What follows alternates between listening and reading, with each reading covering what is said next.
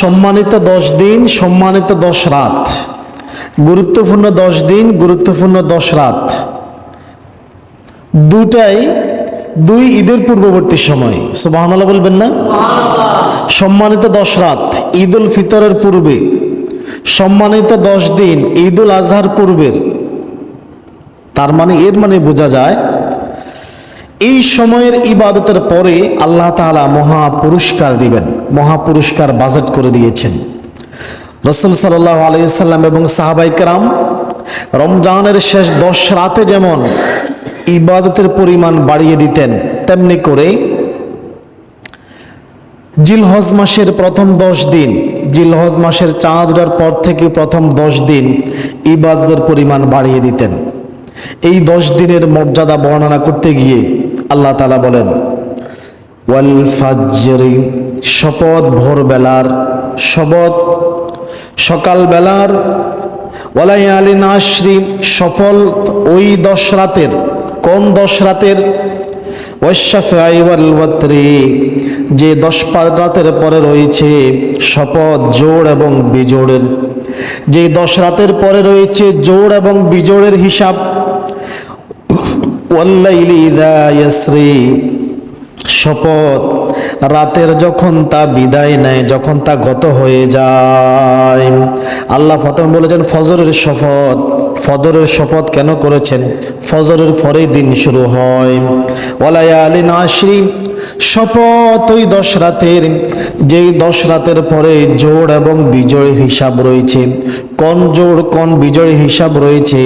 বিজোড় হচ্ছে আরাফার দিন, জোড় হচ্ছে কোরবানির দিন। সুবহানাল্লাহ বলবেন না? হাদিসে বলবো আমরা ইনশাআল্লাহ। ওয়াল্লাইলি ইযা ইয়াসরি, ওই 10 রাতের, যেই 10 রাত বিদায় নেওয়ার পরে জোড় এবং বিজোড় আসে। অতঃপর আল্লাহ তাআলা বলেন, হাল ফি যালিকা কাসামুল লিযি হিজরিন, নিশ্চয়ই এর মধ্যে শপথ রয়েছে বোধ শক্তি সম্পন্ন, জ্ঞান শক্তি সম্পন্ন ব্যক্তিদের জন্য।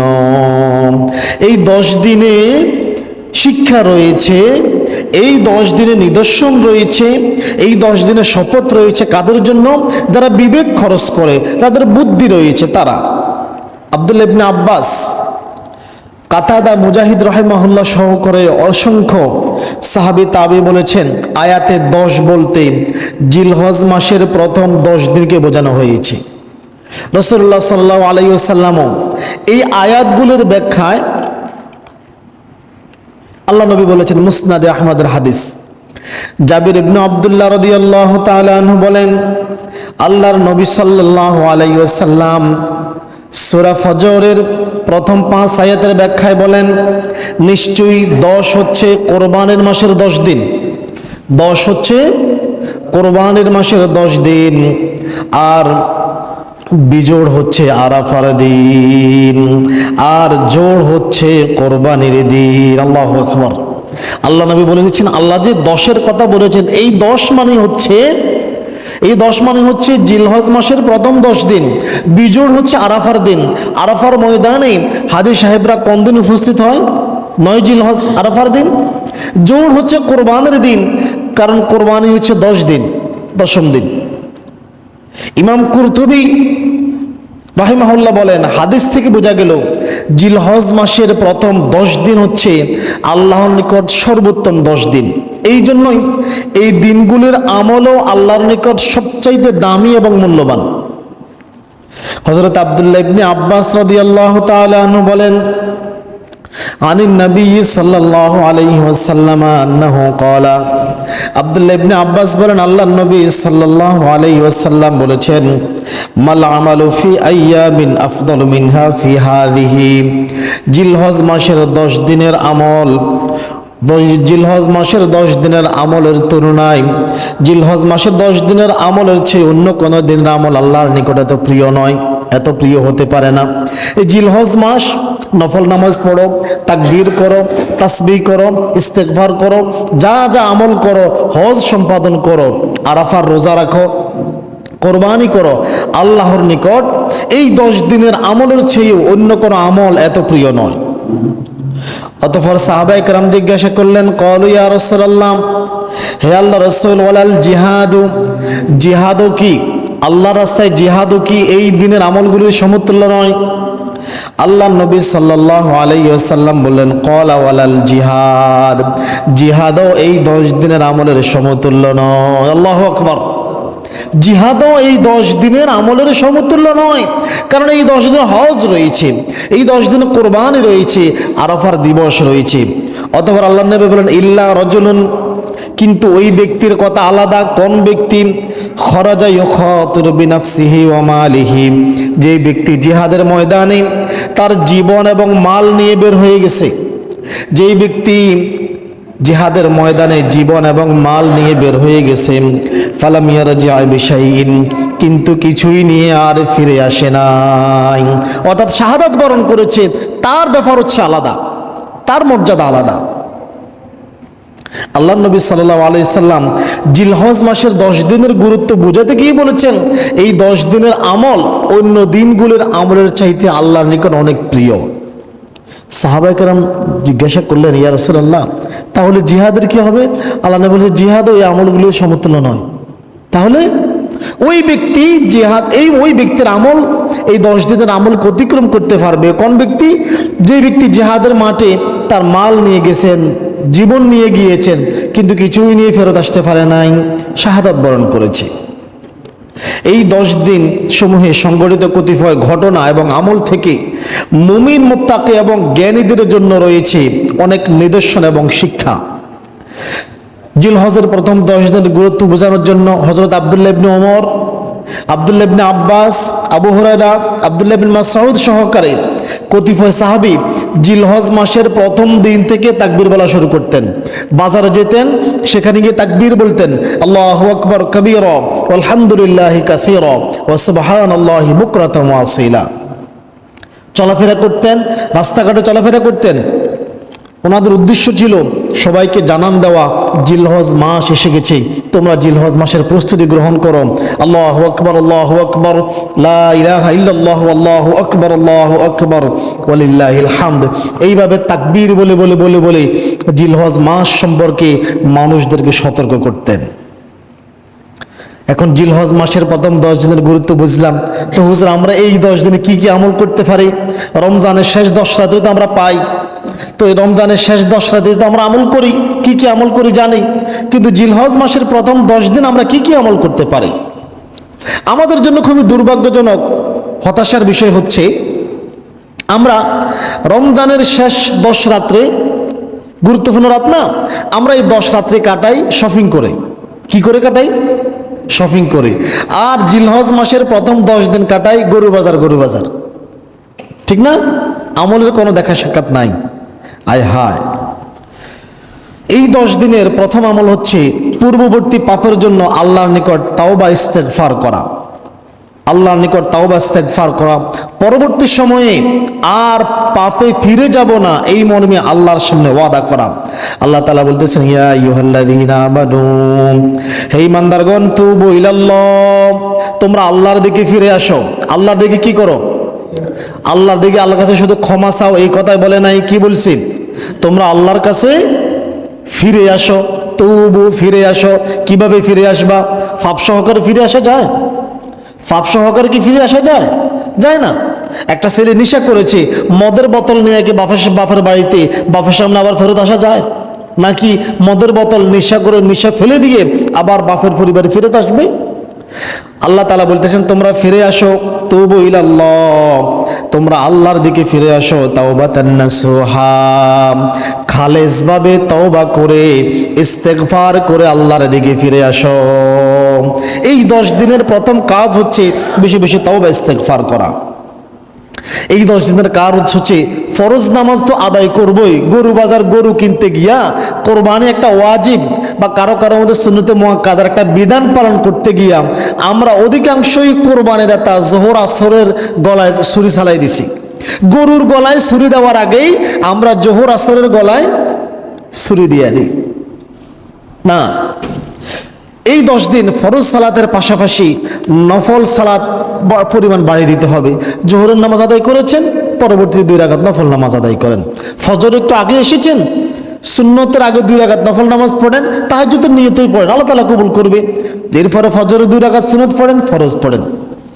আসরের নামাজে এসেছেন, আসরের আগে 2 রাকাত 4 রাকাত নফল নামাজ পড়েন। নফল নামাজের কোনো সময় নেই, আসরের পরবর্তী সময়টা মাকরু সময়। মাগরিবের নামাজ আদায় করেছেন এই 10 দিন, 2 রাকাত নফল নামাজ আদায় করেন। এশার সালাত আদায় করেছেন, ভিতরের পূর্বে 2 রাকাত নফল নামাজ আদায় করেন। এইভাবে আমল করেন। এই 10 দিনের অন্যতম আমল হচ্ছে নফল সিয়াম আদায় করা। কি আদায় করা? রাসূল সাল্লাল্লাহু আলাইহি সাল্লাম এই 10 দিন রোজা রাখতেন। এই 10 দিন একদিনও সিয়াম ত্যাগ করতেন না। হাদিস থেকে জানা যায়, মুসনাদ আহমদ, সুনান নাসাইর হাদিস, আন হাফসা রাদিয়াল্লাহু তাআলা আনহা ক্বালাত, হাফসা রাদিয়াল্লাহু তাআলা আনহা বলেন, আরবা'a লাম ইয়াকুন ইয়াদউহুন্না নবী সাল্লাল্লাহু আলাইহি ওয়াসাল্লাম, আল্লাহর নবী কখনো 4টি আমল পরিত্যাগ করেননি। সিয়ামিন আশুরা, 1 নম্বর হচ্ছে আশুরার রোজা। কোন দিনের রোজা? মুহররম মাসের 10 তারিখ আশুরার রোজা কখনো ত্যাগ করতেন না। ও সিয়ামিল আশরি, জিলহজ মাসের প্রথম 10 দিনের রোজা। হুজুর 10 দিনকে রোজা রাখা যায়? ঈদের দিন না রোজা রাখা হারাম? ঈদের দিন রোজা রাখা হারাম না? তাহলে আল্লাহ নবী 10 দিন কিভাবে রোজা রাখতেন? আল্লাহ নবী ঈদের দিনে রোজা রাখতেন। কতটুকুন রাখতেন? পশু কোরবানি দেওয়া পর্যন্ত আল্লাহ নবী রোজা রাখতেন। পশুর গোশত দিয়ে চেষ্টা করতেন, পশুর গোশত দিয়ে ইফতার করা, মানে খানা শুরু করা। আমরা তো ঈদের দিন সকালবেলা না খাই ঈদগাহে যাই না, কারণ আমাদের দেশের ট্রেডিশন হচ্ছে ঈদের নামাজ হবে 8টা-9টা বাজে, আমরা যাব 7:30টার পরে, তো এই সময় তো খিদে লাগিয়ে যায়, খাওয়া ছাড়া আমরা যাই না। কিন্তু আরব বিশ্বে আল্লাহ নবী সাহাবীদের সুন্নাত ছিল, ফজর হয়েছে, ফজর আদায় করেছে, তার আধা ঘন্টা 40 মিনিট 50 মিনিট পরেই নামাজ। সেখান থেকে এসে পশু কোরবানি করতেন। সব মিলাই আমরা যখন পশু কোরবানি শেষ করি, আরবরা তখন খাওয়া শুরু করে, ঠিক না? প্রবাসীরা যারা আছেন তারা জানেন, আমরা যখন পশু কোরবানি শেষ করি, তারা খাবার দাবার শুরু করে দেয়। তো আল্লাহ নবী সাল্লাল্লাহু আলাইহি সাল্লাম ঈদুল ফিতরের দিন কিছু না খেয়ে ঈদগাহে যেতেন না, কিন্তু ঈদুল আজহার দিন কিছু খেয়েই যেতেন না। কোরবানি করা পর্যন্ত তিনি রোজা রাখতেন। দেখছেন, সিস্টেম জানলে ঈদের দিন রোজা রাখা যায়। আল্লাহ নবী রাখছেন। অতঃপর হাফসা রাদিয়াল্লাহু তাআলা আনহা বলেন, ওয়া সালাসাতু আইয়ামিন মিন কুল্লি শাহরিন, প্রত্যেক মাসের 3 দিনের রোজা আল্লাহর নবী কখনো পরিত্যাগ করেননি। ওয়ার রাকাতাইনি ক্বাবলাল গাদাতি, যোহরের পূর্বের 2 রাকাত সুন্নত নামাজ, এটা পরবর্তীতে 4 রাকাত করা হয়েছে। প্রথমে 2 রাকাত করে আদায় করতেন, পরবর্তীতে 4 রাকাত করে আদায় করেছেন। এই 4টি আমল আল্লাহর নবী কখনো পরিত্যাগ করতেন না। এই 10 দিনের গুরুত্বপূর্ণ আমল হচ্ছে সামর্থ্যবানদের জন্য হজ এবং উমরা আদায় করা। এই 10 দিনের এত মর্যাদার সবচেয়ে বড় কারণ হচ্ছে মুসলমানদের মহাসমাবেশ, মহাসম্মেলন হজ, যে ব্যাপারে আমরা ইতিপূর্বে আলোচনা করেছিলাম। এই 10 দিনের আমল হচ্ছে বেশি বেশি জিকির আজকার করা, তাকবীর বলা, যেটা আব্দুল্লাহ ইবনে উমর করতেন, আবু হুরায়রা রাদিয়াল্লাহু তাআলা আনহু করতেন, সাহাবীগণ করতেন। চলতে ফিরতে তাকবীর বলতেন, তাসবিহ করতেন, সুবহানাল্লাহ, আলহামদুলিল্লাহ, আল্লাহু আকবার, লা ইলাহা ইল্লাল্লাহ, এইভাবে তাসবিহ করবেন। এরপরে জিলহজ মাসের আরো গুরুত্বপূর্ণ আমল হচ্ছে জিলহজের চাঁদ ওঠার পরে আল্লাহর নবী হাতে পায়ের নখ এবং শরীরের পশম কর্তন করতে নিষেধ করেছেন। এই সুন্নতটি প্রায় মৃত, আমরা অনেকে ব্যাপারে সচেতন নয়। আন উম্মে সালমা রাদিয়াল্লাহু তাআলা আনহা ক্বালাত, উম্মে সালমা রাদিয়াল্লাহু তাআলা আনহা বলেন, ক্বালা রাসূলুল্লাহ সাল্লাল্লাহু আলাইহি ওয়াসাল্লাম ইযা দাখালাল আশরু, জিলহজ মাসের প্রথম 10 দিন আসলে আল্লাহর নবী ঘোষণা করেন, ওয়া আরাদা বা'দুকুম আন ইউদহা, তোমাদের যেই ব্যক্তি কোরবানি করার জন্য, পশু জবাই করার জন্য ইচ্ছা পোষণ করেছে, ফালা ইয়ামুসসা মিন শা'রিহি ওয়া আযফারিহি, সে যেন তার শরীরের নখ এবং পশম চুল কর্তন করা থেকে বিরত থাকে। আল্লাহু আকবার। জিলহজ মাসের চাঁদ ওঠার আগেই হাতে পায়ের নখ চুল কর্তন করে নেবেন, কোরবানি করা পর্যন্ত। আর হাতে পায়ের নখ 10 দিনে আমার মনে হয় আহামর কিছু হবে না। 1 সপ্তাহ তো আমরা এমনিই থাকি, 10 দিন যদি হাতে পায়ের নখ না কাটি, চুল তো আগেই কেটে ফেলবো। চুল কাটলে তো 1 মাস এমনি থাকা যায়। আল্লাহ নবী হাতে পায়ের নখ কর্তন করতেন না, চুল কর্তন করা থেকে বিরত থাকতেন, সাহাবেদেরকে নির্দেশ দিয়েছেন।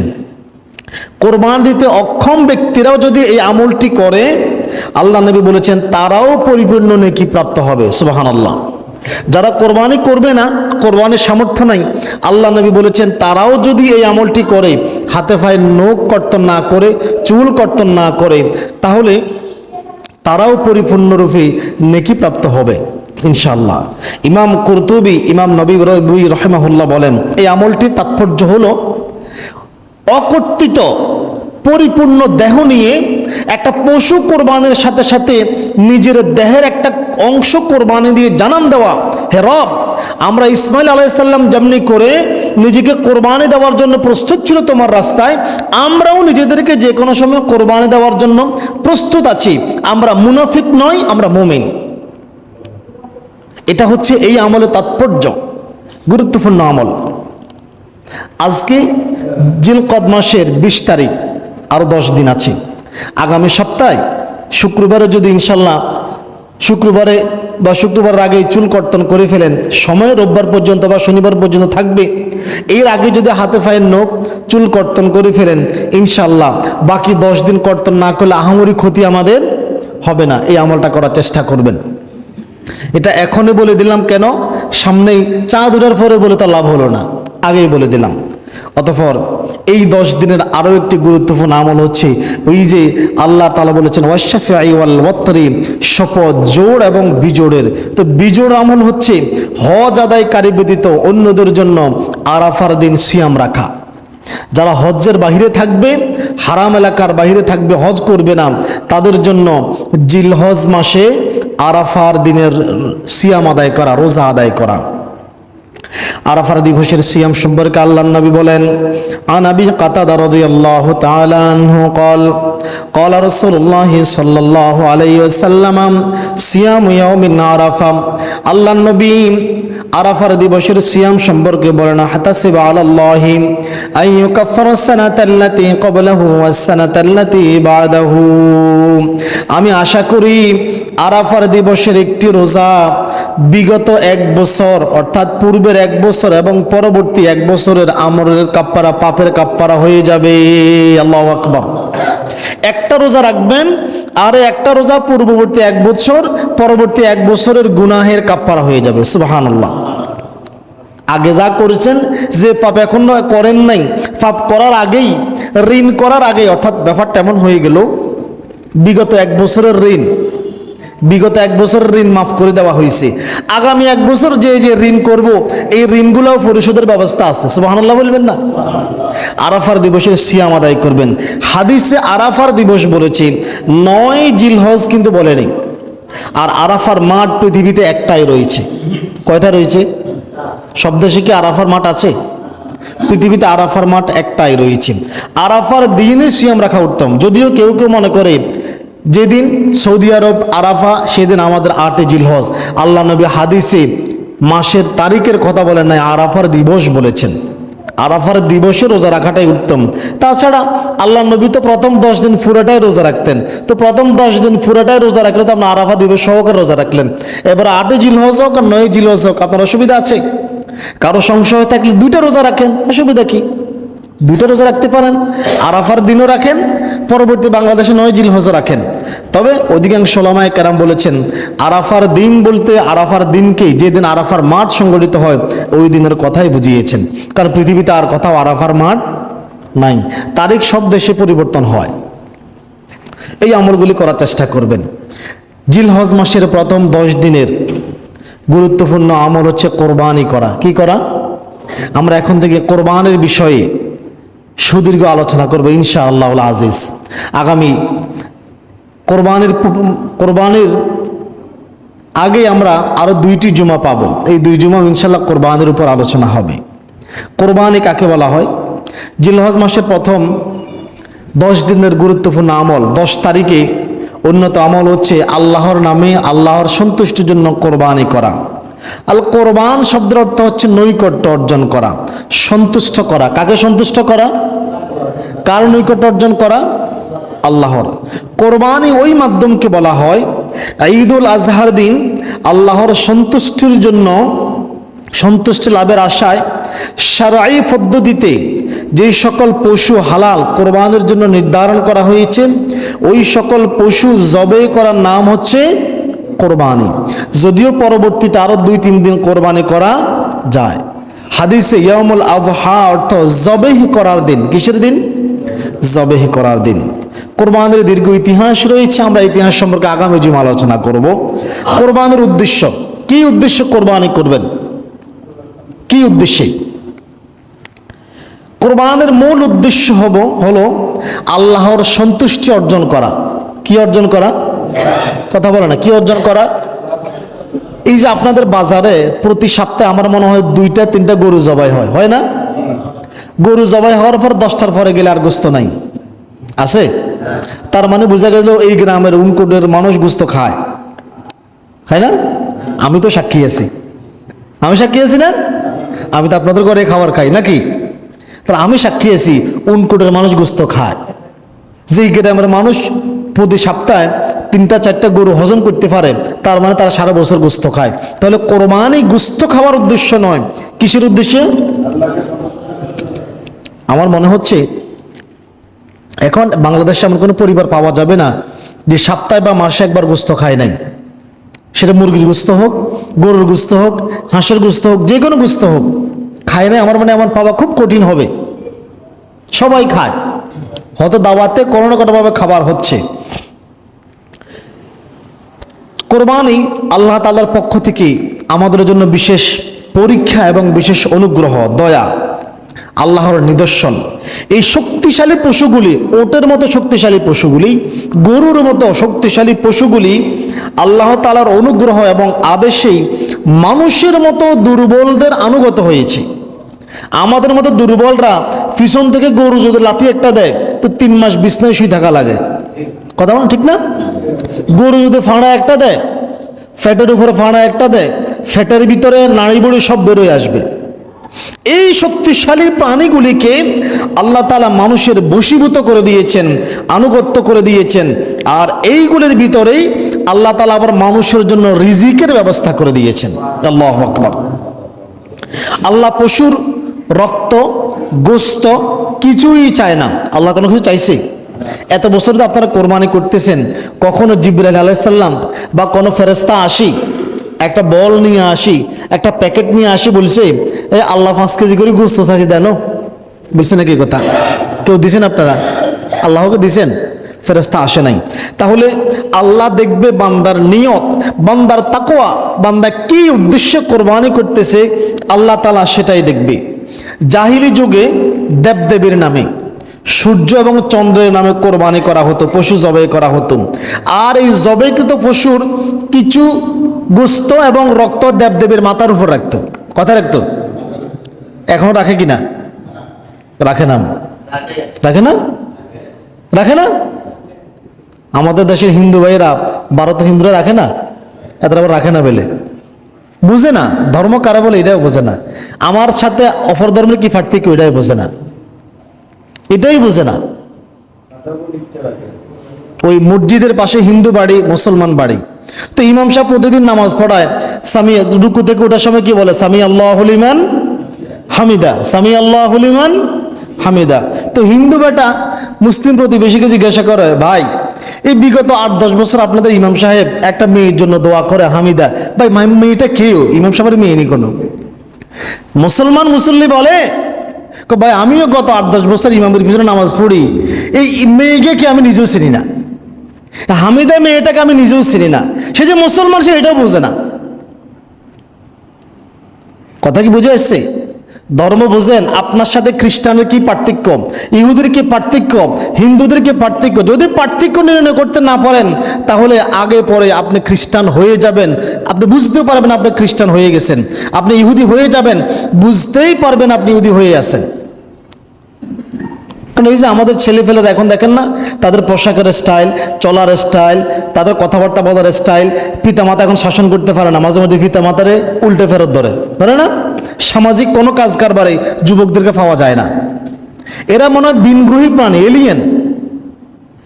পার্শ্ববর্তী আমার প্রতিবেশী মারা গেছে, তাদেরকে একটু শোক বার্তা জানানো উচিত, তাদেরকে বিভিন্নভাবে সহযোগিতা করা উচিত। না, যুবকরা যায় না, আমি কেন যাব, আমি আমার বাপ মাশাআল্লাহ অনেক টাকা পয়সা কামান, কেন সহযোগিতা করব?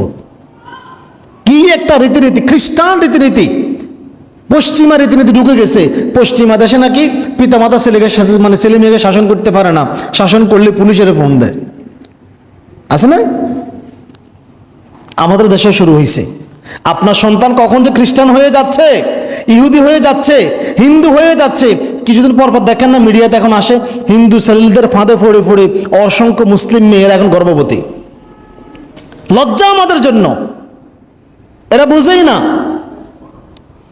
কখন এদের সন্তানগুলি খ্রিস্টান হয়ে যাচ্ছে, ইহুদি হিন্দু হয়ে যাচ্ছে, বোঝেই না। জাহিলি যুগে দেবদেবীর মাথার উপরে জবৈকৃত পশুর, উৎসর্গকৃত পশুর কিছু একটা অংশ রেখে দিত, এখনো রাখা হয়।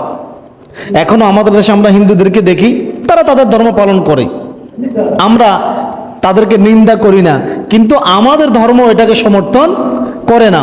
তারা এখনো কি করে, ফাঁটা বলি দেয়, দিয়া ফাঁটার রক্ত এবং ফাঁটার মাথা কোথায় রাখে, দেবদেবীর মাথার উপর রাখে না, অথবা ফায়ের উপর রাখে, দেখছেন না আপনারা? মাঝে মধ্যে মানুষও বলে দেয়, কয়েকটা ভিডিও দেখলাম মানুষও বলে দিচ্ছে। অথচ এইগুলি তারা করতো কেন? মূর্তির সন্তুষ্টির জন্য। আর ইসলাম বলতেছে কোরবানি হবে কার সন্তুষ্টির জন্য? আল্লাহর সন্তুষ্টির জন্য, শুধু আল্লাহকে সন্তুষ্ট করতে হবে। আল্লাহ তাআলা নিজে বলতেছেন সূরা হজ আয়াত নং 37, আল্লাহ তাআলা বলেন, লা ইয়ানালাল্লাহু লুহুমুহা ওয়ালা দিমাউহা ওয়ালাকিন ইয়ানালুহুত তাকওয়া মিনকুম। কোরবানের পশুর গোশত অথবা রক্ত আল্লাহর নিকট কোনো কিছুই পৌঁছায় না। আল্লাহ কোরবানের পশুর রক্ত এবং গোশত দেখে না, আল্লাহ কি দেখেন? ওয়ালাকিন ইয়ানালুহুত তাকওয়া মিনকুম, বরং তার নিকট তোমাদের তাকওয়া পৌঁছায়। কি পৌঁছায়? নিয়ত, কি উদ্দেশ্যে তুমি কোরবানি করেছো, তোমার সেই উদ্দেশ্য আল্লাহর নিকট পৌঁছাবে। অতঃপর কাযালিকা সাখখারাহা লাকুম লিতুকাব্বিরুল্লাহ আলা মা হাদাকুম, এভাবেই তিনি এই পশুগুলিকে যে তোমাদের বশীভূত করে দিয়েছেন, তোমরা এই জন্যই তোমাদের রবের শ্রেষ্ঠত্ব ঘোষণা করো, তিনি যে তোমাদেরকে হেদায়েতের পথে পরিচালিত করতেছেন, এই জন্য। ওয়াবাশশিরিল মুহসিনিন, আর হে নবী আপনি সুসংবাদ দেন সৎকর্মশীল বান্দাদেরকে। আল্লাহু আকবার। তাহলে আল্লাহর কাছে গোশত রক্ত কোনো কিছুই পৌঁছায় না, আল্লাহর কাছে কি পৌঁছায়? কি পৌঁছায়? তাকওয়া, আপনার নিয়ত, আপনার উদ্দেশ্য।